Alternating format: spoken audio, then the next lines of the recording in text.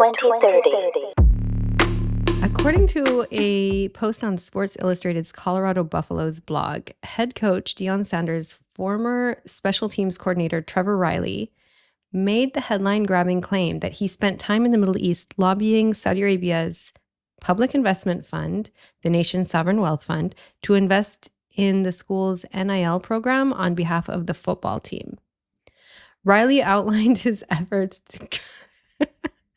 to grow the Buffs' 5-4-3-0 NIL collective, as well as aired his frustrations on the August 1st resignation letter to Sanders and CU athletic director Rick George that was reviewed by the Sports Illustrated blog. In the letter, Reilly told George and Sanders, "I even went to Saudi Arabia and got a meeting with the Saudis who were interested in pursuing business. I have email receipts to prove it, and you guys let it fall flat on its face."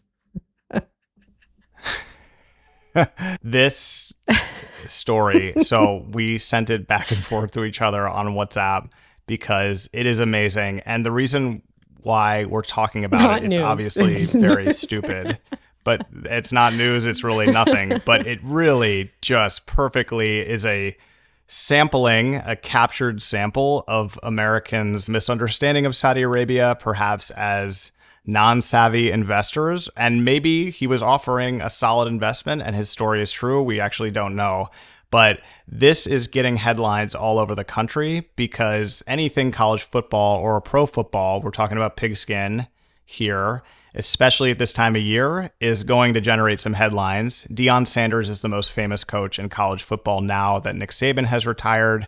He has completely re-energized the Buffaloes of Colorado. I think it's the Buffaloes of Colorado.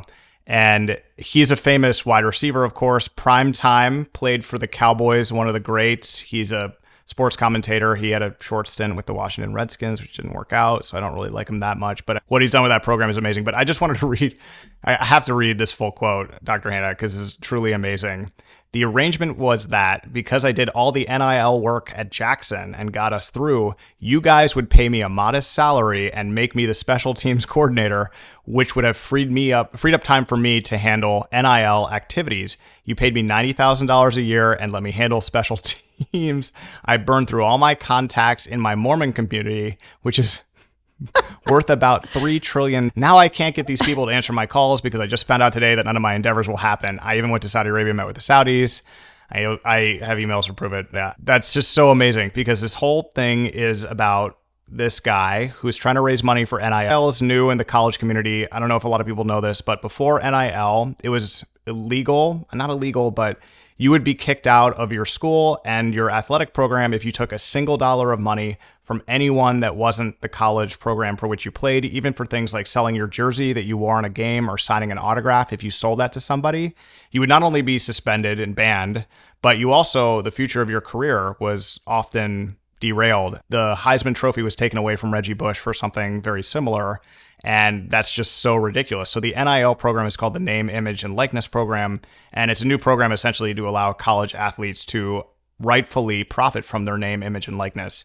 Now athletes can monetize their personal brand and do endorsements, sponsorships, appear on commercials, social media posts, and other opportunities. It's really good because these college players are basically only paid in a scholarship to their university, and that's it. And they get some free benefits like housing and some meals. But a lot of these kids come from poor families, so they don't have a lot of money to pay for anything else. And there's no way for them to work if they are training to be a professional football player, for example. The NIL program has made some of these college players very rich so far. In the top three, LeBron James's son, Bronny James at USC basketball, Shedeur Sanders, the quarterback at Colorado, who is Deion Primetime's son, and my favorite on this very short list, Miss Livy Dunn from LSU Gymnastics, who makes most of her money off of Instagram because she is enormously easy to look at.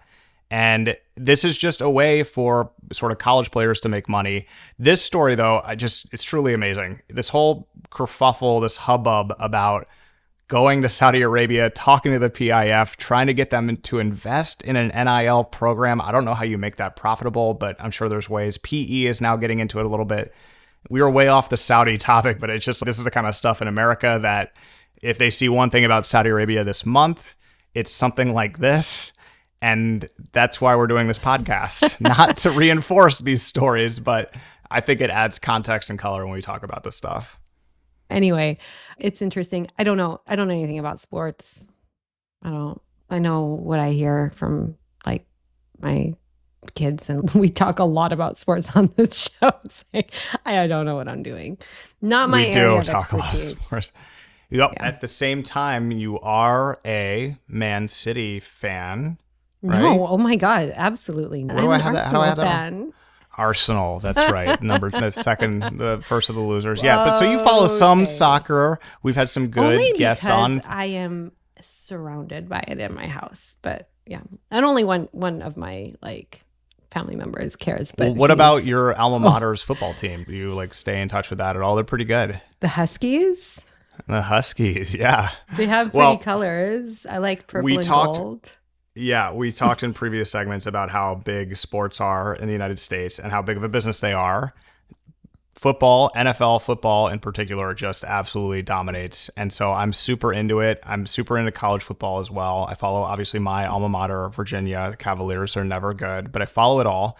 I will never let my children play football. It is a very dangerous sport, and I'm going to have to reconcile that with me watching a lot of football around them. But yeah, anyway, I'm sorry to take you off your point, but okay, yeah. So this is just that I'm not supposed to like the Ducks.